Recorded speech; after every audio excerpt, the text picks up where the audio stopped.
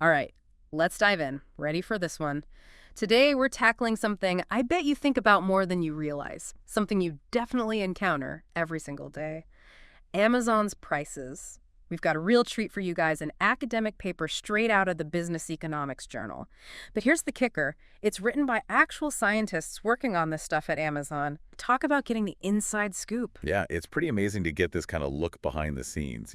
I mean, we all know Amazon's a giant, but Yeah. this paper really lays out just how much thought and actual science goes into something we take for granted, setting a price. So before we go full-on data nerd here, let's get one thing straight right from the paper. Amazon, they say, no price discrimination. Everyone sees the same price at the same time, no matter who you are. Seems fair. Yeah, yeah, like the most basic level of fairness. Uh-huh. But here's the thing. It makes things a bit messy when you're trying to, really analyze things from a data standpoint. I see what you're getting at. So, how do they figure out if a price is actually right if they can't test it on different people at the same time? Exactly.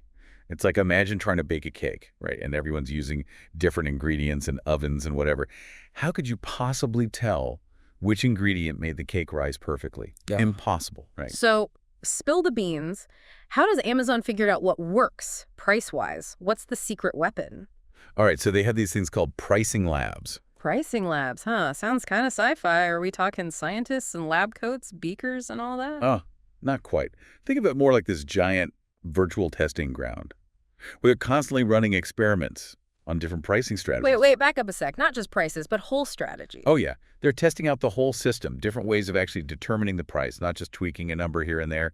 It's algorithms, man, sophisticated ones, too, adjusting prices dynamically based on all sorts of crazy factors, competitor activity, even what time of day it is. Whoa, so it's like A/B testing, but on a massive scale. Some products get the new strategy, some don't, and they see what happens. You got it. Yeah. But the goal isn't to find this, perfect price. It's about figuring out the absolute best way to price things in a market that, let's face it, never stands still. Yeah. Millions of products, always changing. Okay, so break it down for me. What are they actually testing in these pricing labs? What kinds of experiments are we talking? So the paper outlines two main types, time-bound and triggered. Time-bound is pretty simple. It's like a sale. A product gets a new price for a specific period of time, and then they look at how it did. Okay, that makes sense. Like testing out a new algorithm that automatically lowers prices on, I don't know, patio furniture during a holiday weekend. Exactly, yeah. Now, the triggered experiments, those are where things get a little more interesting. Triggered, huh? I'm intrigued. So what, sets them off? So instead of a set time period, these experiments, they only happen when a specific event, a trigger, takes place.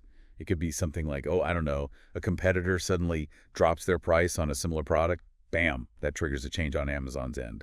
It's all about adapting on the fly, man. Wow, so they're constantly playing this high-stakes pricing chess match with their competitors, huh? This is getting intense. But hold on, how can they be sure it's the price change that's causing, sales to go up or down? What about all the other stuff going on? Oh, yeah, for sure. That's the real challenge, right? I mean, but think about it. Amazon's marketplace, it's like this massive, constantly evolving thing. So many factors, like you said, promotions, ads, heck, even the time of year or the weather could play a role. Trying to pick out the impact of just one price change. Yeah. Amidst all that. It's not easy, that's for sure. Yeah, it's like trying to hear a whisper in a hurricane. So how do they filter out all that noise, make sure the data is actually giving them a clear picture? Right. If only there were noise-canceling headphones for data, right? Well, the paper talks about two main strategies they use to really lock on to those accurate results. The first one is called switchbacks. So instead of just your typical control group versus treatment group, like a plain old A/B test, they're constantly flipping products back and forth between the new pricing and the old pricing all throughout the experiment. Wait, so a product could be in the new pricing group one day and then back in the old pricing group the next? That sounds kind of chaotic, no? I know, right? It's- Sounds a little crazy. But trust me, there's a reason for it. It's like by constantly mixing things up, they can control for all those other sneaky factors that could be messing with sales. Like whether it's a Monday or a Friday, or maybe there's some random surge in demand for fuzzy slippers. Oh, okay, I'm starting to see it. So each product basically becomes its own little mini control group, letting them isolate the impact of the price change over time. It's pretty clever, I gotta admit. What about that second strategy? You were saying it's even more impressive. All right, so get ready for this. It's called HPTE, stands for Heterogeneous Panel Treatment Effect. Heterogeneous panel treatment effect, huh? Lay it on me, I'm all ears. Don't worry, the name's way more intimidating than the actual idea. Basically, what they're doing is using like serious machine learning power to group similar products together. They look at all sorts of factors, and then they compare how these whole groups react to the price changes. So instead of looking at individual products, they're analyzing whole clusters of similar items. That must take some serious computing power. Oh, absolutely. But the cool thing is, with this HPTE method, they can factor in way more variables and get even more precise results. Really shows you just how advanced their data science capabilities are. But here's where things get even wilder. Ready for this? Hit me with it. It turns out that just changing the price on one product can actually mess with the sales of other products. Related ones, of course. Wait, seriously, what? Like some kind of domino effect? Tell me more. This is blowing my mind. All right, so picture this. Amazon lowers the price on, let's say, a specific type of stool.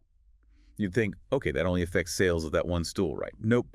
Research shows it can actually lead to fewer sales of other stools, even if those haven't changed price at all. Whoa, that's crazy. What's going on there? Did people suddenly decide they hate stools or something? No, nothing like that. Put yourself in the customer's shoes for a sec. They see one stool on sale. Maybe it's not exactly what they had in mind, but now they're thinking, hey, a stool like that should cost this much. So they're less likely to buy a different full-price stool, even if it's a different color or style. Ah, so it's like the sale price on that one stool changes their whole perception of what a fair price is for any stool, even if it's not the exact same one. That's wild. Okay, so how do they account for that whole spillover effect, when they're trying to isolate the impact of just one specific price change? I mean, it seems like it could really mess things up. It definitely could. Yeah. So to handle that, they use this thing called cluster randomization. Mm-hmm. So instead of just changing the price of one lone stool, they'll change the price for a whole group of similar stools all at the same time. Oh, I get it. So they're basically running the experiment on a whole little mini category, like the stool universe within Amazon. You got it. That way, they can see the real, true impact of the price change on that whole category, not just a single product in isolation. Yeah. It's like they're acknowledging that, hey, products don't exist in a vacuum. They influence each other. Man, this is a lot to take in. So we've got these pricing labs, they're using switchbacks, there's machine learning grouping similar products, and they're even accounting for this spillover effect. My brain is doing backflips trying to keep up with all this. Uh-huh. Yeah, that's a lot. But here's the really interesting part. Even with all this crazy data and these super complex algorithms, there's still a human element involved. Remember, these experiments, they're just tools to give insights. Ultimately, it's still humans who got to decide how to use that information, how to actually shape their pricing strategy. That's a really good point. As much as we love geeking out about algorithms, there are actual people behind the curtain making the calls. So what happens when the data clashes with their gut feeling or their business goals? Who gets the final say? That's a great question, right? Like, are they hardcore data followers, or is there room for, intuition and all that? Yeah, it's a real balancing act, isn't it? Especially with a company the size of Amazon. You can't just flip a coin on a decision that'll affect millions of things. Exactly. Talk about pressure. I'd be losing sleep if it were me. So how do they find that sweet spot? When to trust the numbers and when to maybe go with their gut? Well, if there's a magic formula, they're keeping it a secret, that's for sure. But I gotta think it involves a whole lot of careful thought, tons of back and forth between the data science folks and the business people. Probably a good bit of trial and error too, right? Oh yeah, definitely. Can't be easy figuring all that out. But here's what I keep coming back to. What does it all mean for us? The everyday Amazon shoppers, I mean. Should we be feeling good that all this fancy data stuff is happening? Or should we be kind of worried, are these algorithms just tricking us into spending more than we should? I think that's the million-dollar question. And honestly, it depends on how much you trust Amazon. Are they looking out for us or just their bottom line? On the one hand, you could say this data-driven approach, it leads to prices that are more efficient, which could benefit everyone in the long run. But then again, their main goal, let's be real, is making money. So maybe those algorithms are laser focused on squeezing out every last penny, even if it means we end up paying a bit more. Yeah, good point. Easy to get caught up in all the cool tech stuff and forget that at the end of the day, Amazon's a business. And businesses, they're in it to win it, profit-wise. So where does that leave us, the shoppers? Should we be constantly questioning every price we see? Is some algorithm out to get me? I wouldn't go that far. But hey, being an informed shopper, that's never a bad thing, right? Right. Just because some algorithm spits out a price doesn't mean it's automatically the best price or the fairest. It's always a good idea to do your own research, compare prices, shop around a bit, make sure you're getting what you pay for. Couldn't agree more. All right, so wrapping things up here on this deep dive into the crazy world of Amazon pricing, I think the main takeaway is it's way more complicated than we think.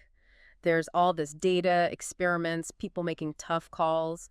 And yeah, it's fascinating to peek behind the scenes and see how the sausage gets made, so to speak. He said. But it also, makes you think? For sure. The more we understand about how these systems actually work, the better we can navigate them, Hmm. become smarter shoppers. Absolutely.